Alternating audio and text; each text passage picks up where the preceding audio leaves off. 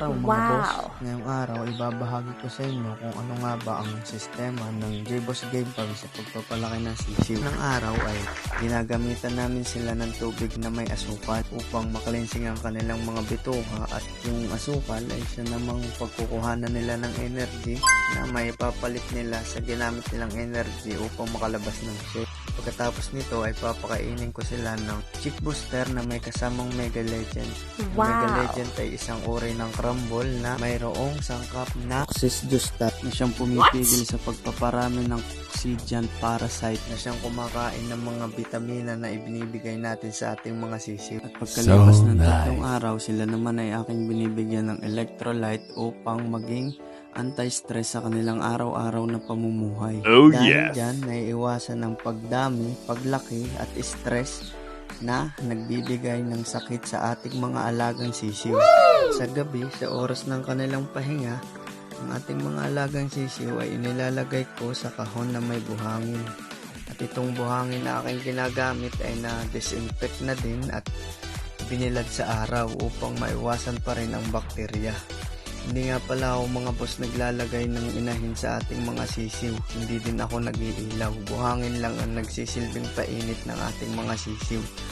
Ang hindi paglalagay ng inahin ay aking ginagawa upang maiwasan ang pag-transfer ng mga bakterya at parasite na siyang sisira sa paglaki ng ating mga sisiw. At ito ay magsisilbing pahinga na din ng ating inahin o materyales upang pag siya ay ginamit muli ay hindi naman siya laspag nakapagpahinga at may magandang kalusugan, maayos na pangangatawan at makakapag-produce ulit ito ng magagandang sisiw. At itong mga sinabi kong ito ay nagawa ko na ng 2 beses at walang namatay sa aking mga pasisiw at di nagkasakit hanggang ngayon na ilalaban na sila. Kaya mga boss, kung gusto nyo gayahin nyo, kung hindi naman at may mali ako, di gawan nyo na lang ng paraan para ma-improve yung aking sistema at ibahagi nyo din sa akin. Dahil itong pagmamano ko, ito man ay tinatawag ko ng game farm, ito pa rin ay isang training ground para sa aking pinapangarap na manukan.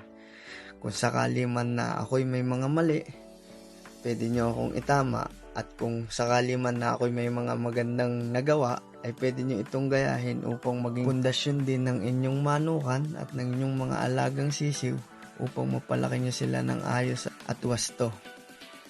At isa pa nga pala mga boss, kaya kailangan maselan tayo pagdating sa mga sisiw dahil ang matibay na manok ay ang sisiw na alaga mula pagkabata, hindi ulag. At ang pinakamahalaga mga boss ay ang pinakaimportanteng parte ng ating pagmamanok, ang kalinisan.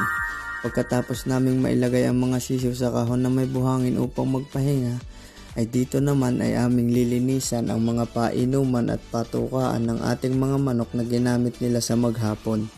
Ito ay upang maiwasan na mag-build up ang mga bakterya dahil sa mga panis na patuka at panis na painom sa ating mga waterer at patukaan. Itong kalinisan ang pinakamahalaga at importante sa buhay pagmamanok. Dahil kahit ano pang gamot ang gamitin natin sa pagpatay ng mga bakterya, kung madumi naman ang ating manukan, ay babalik at babalik din lamang ang ating mga bakterya. At dahil doon sa mga bakteryang yon, masisira ang ating mga manok, masisira ang ating manukan, masisira ang ating pag-aalaga. Kaya ito ang pinakamahalaga sa lahat, kalinisan. Kailangan nating linisin parati ang kanilang kainan at inuman, dahil ito ay parte ng kanilang pang-araw-araw na buhay. Kasama na din ito sa sistema ng mga manok, sistema ng ating manukan, sistema natin bilang mga nag-aalaga upang maiwasan ang sakit. Ang mga kalamang ito ay galing sa mga idolong si Roel Amano, Dr. Alexander Laksina, si Atty. Ryan Abrenita. Maraming salamat mga boss.